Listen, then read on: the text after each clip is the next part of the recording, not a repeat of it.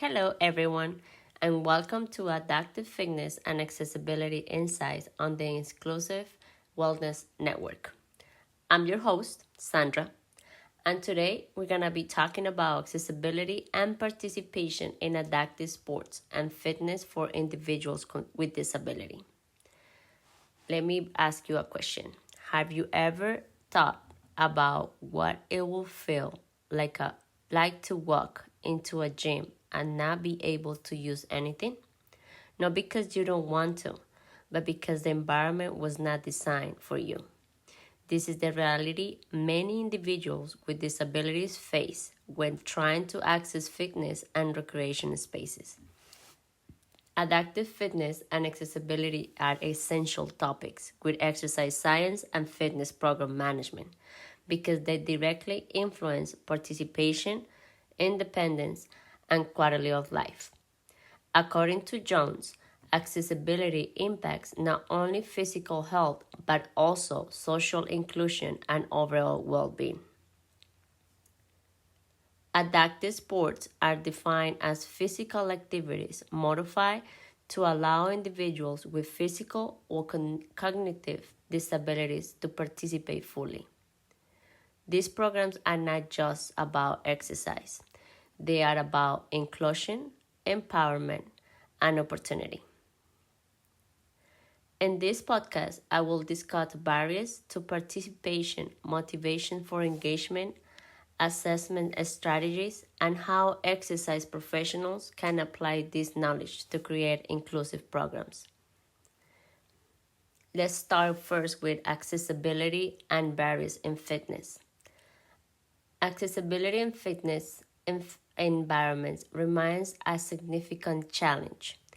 Research by Jones found that accessibility in public and community spaces is often inconsistent, meaning that even when facilities claim to be accessible, they might not fully support individuals with disability.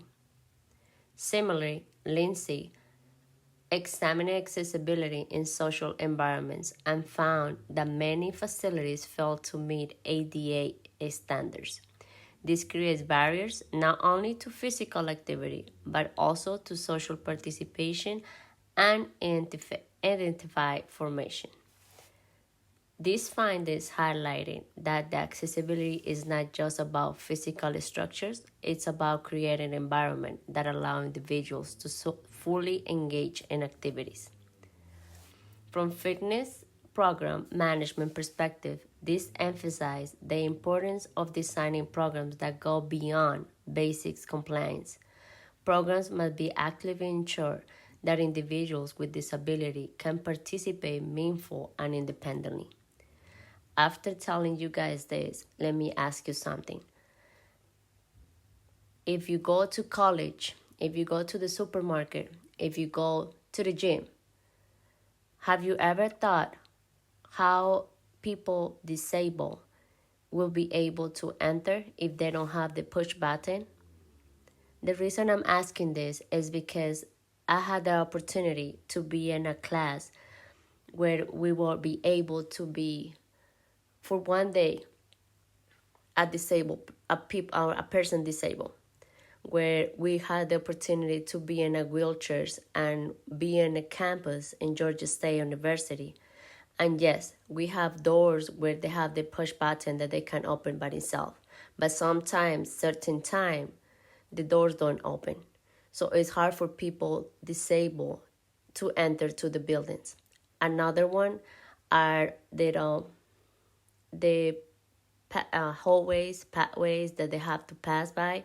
Sometimes they have to management and able to pass it because it's either it's crooked, there is something on the way that is hard for them to pass away.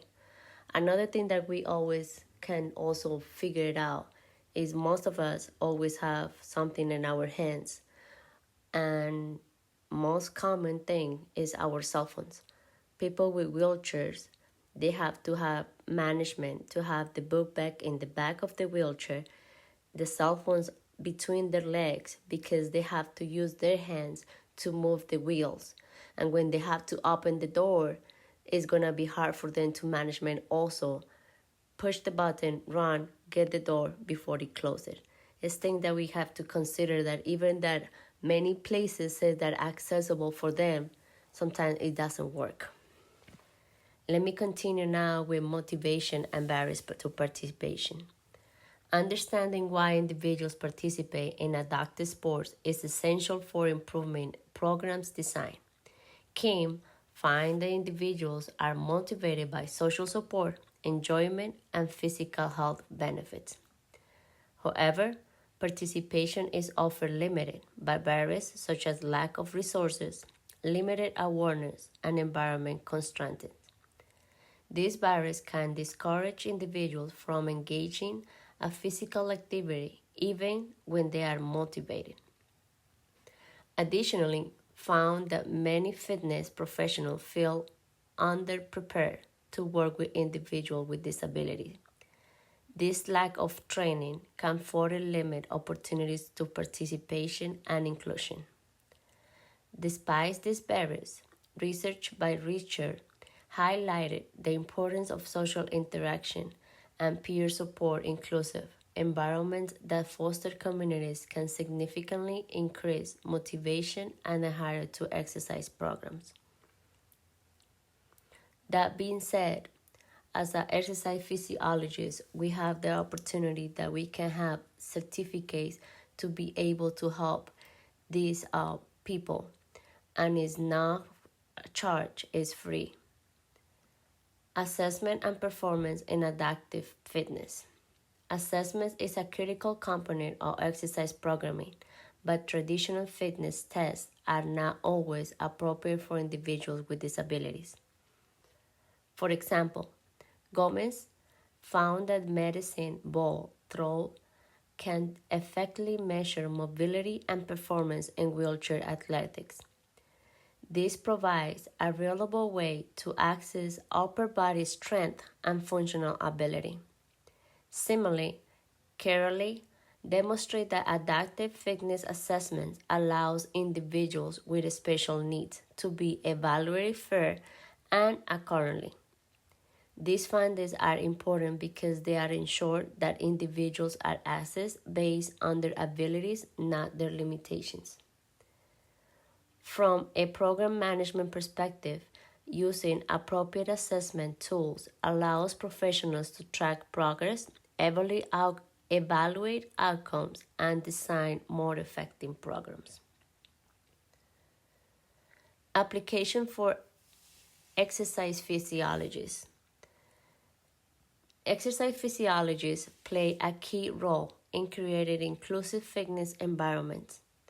Their responsibility includes designing safe and effective programs, modify exercise, and supporting individuals with disability in achieving their own goals. According with ACSM guidelines, proper certification and training are essential for working safety and diverse populations. The ACSM certification program helps professionals gain the knowledge needed to adapt exercise programs and ensure safety.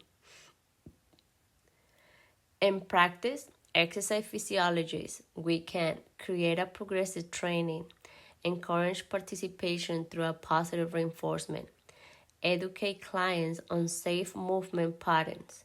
For example, an exercise physiologist working with an individual with mobility limitations might design a program that focuses on upper body strength, balance, and cardiovascular health.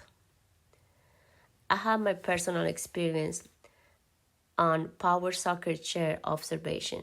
I had the opportunity to observe a power soccer wheelchair practice, and it provides a powerful example of adaptive fitness in action.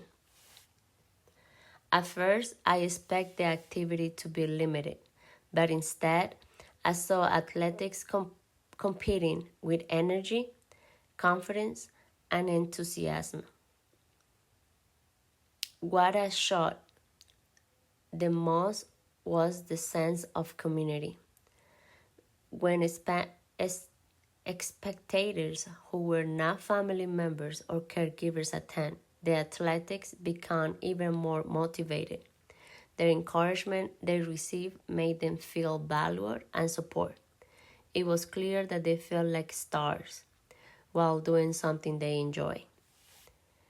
This experience reflects the finding of Richard, which emphasized that social support and inclusion are key factors in motivating participation. Additionally, many athletics rely on organizations to provide adaptive equipment, such as special wheelchairs. Without this support, participation in adaptive sport will not be able possible.